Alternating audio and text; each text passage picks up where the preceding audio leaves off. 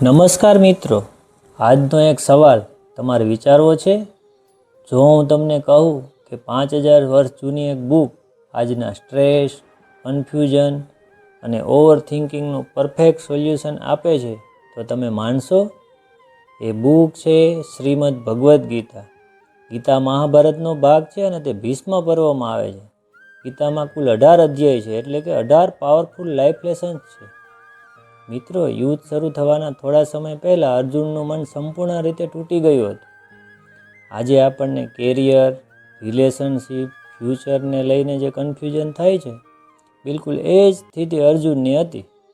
અર્જુન વિચારે છે, હું આ કરી શકીશ કે નહીં? જો ખોટું થઈ ગયું તો રિઝલ્ટ શું આવશે?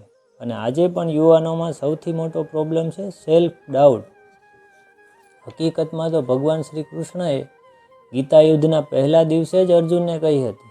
પછી જ્યારે 10મા દિવસે જ્યારે ભીષ્મ પિતામાં બાણશૈયા પર પડ્યા, ત્યારે સંજય હસ્તિનાપુર પરત ગયા અને ધૃતરાષ્ટ્રને ગીતા સાંભળવા મળી. એટલે કે ગીતા માત્ર ગ્રંથ નથી, ગીતા તો જીવન જીવવાની સાયન્સ છે.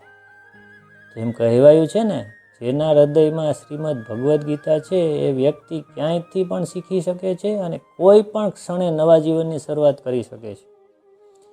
મિત્રો, ગીતા 3 મુખ્ય વાતો શીખવે છે. પહેલી વાત, હું શરીર નથી, હું આત્મા છું. બીજી વાત, કર્મ કર, પરિણામ છોડ. ત્રીજી વાત, હરખ અને શોખથી ઉપર કેવી રીતે રહેવું. ગીતામાં શ્રી કૃષ્ણને દરેક જગ્યાએ ભગવાન કહેવામાં આવ્યા છે. પણ ભગવાન એટલે કોણ? જેમાં ઐશ્વર્ય, ધર્મ, યશ, શ્રી, જ્ઞાન અને વૈરાગ્ય, આ 6 ગુણ હોય એ ભગવાન. મિત્રો, એક રસપ્રદ વાત, મહાભારતમાં શ્રી કૃષ્ણએ અર્જુનને 38 વખત પાર્થ અને 24 વખત કૌંતેય કહીને બોલાવ્યા. એ બતાવે છે કે ભગવાન અને ભક્તોનો સંબંધ કેટલો ઊંડો અને ગાઢ છે. અર્જુનના મનમાં આવ્યો કાર્પણ દોષ, એટલે કે હું નથી કરી શકતો એવો ભાવ. આજે પણ આ સેલ્ફ ડાઉટ ઘણા યુવાનોના સપનાઓને મારી નાખે છે. ગીતા કહે છે, જો મારું તારું માનશો તો સ્ટ્રેસ ફ્રી નહીં રહી શકો, પણ જો બધું ટેમ્પરરી સમજો તો મન આપમેળે શાંત રહેશે. એક્શન લો, રિઝલ્ટની ઓવર થિંકિંગ છોડો. ચિંતા કરવાથી રિઝલ્ટ નથી આવતું, કર્મ કરવાથી આવે છે. ટેમ્પરરી વસ્તુમાં એટેચમેન્ટ સ્ટ્રેસ આપે છે, પણ પરમેનન્ટ ટ્રુથ સાથે જોડાણ મુક્તિ આપે છે.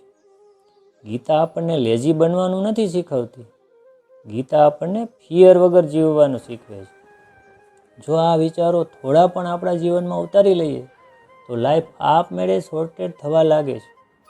મિત્રો, શ્રીમદ ભગવદ્ ગીતાને ઉપનિષદ સમાન પણ કહેવાય છે. કહેવાય છે કે ઉપનિષદો ગાય છે, શ્રી કૃષ્ણ ભગવાન એ ગાયને દોહનાર છે અને અર્જુન એ ગાયનું જ્ઞાનરૂપી દૂધ પીનાર છે. અસ્તુ.